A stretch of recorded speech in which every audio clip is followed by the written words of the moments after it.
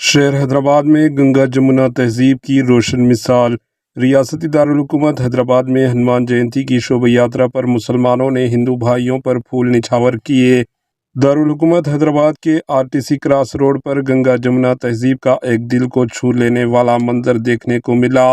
ہنومان جینتی کی یاترا کے موقع پر نکالی گئی شوبھا یاترا کے دوران مسلمان بھائیوں نے جلوس میں شامل ہندو عقیدت مندوں پر پھول برسائے۔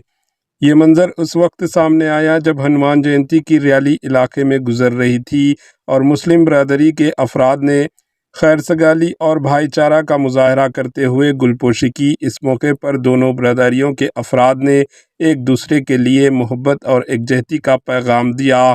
یہ واقعہ نہ صرف حیدرآباد کے مشترکہ ثقافت کی عکاسی کرتا ہے بلکہ اس بات کی بھی مثال ہے کہ کسی طرح مختلف مذاہب کے لوگ ایک دوسرے کے تہواروں کی عزت کرتے ہیں، امن اور بھائی چارے کو فروغ دے سکتے ہیں۔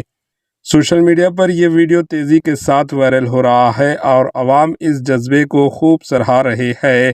پیش ہے اس خصوص کی کچھ جھلکیاں۔ Bureau report AHN news.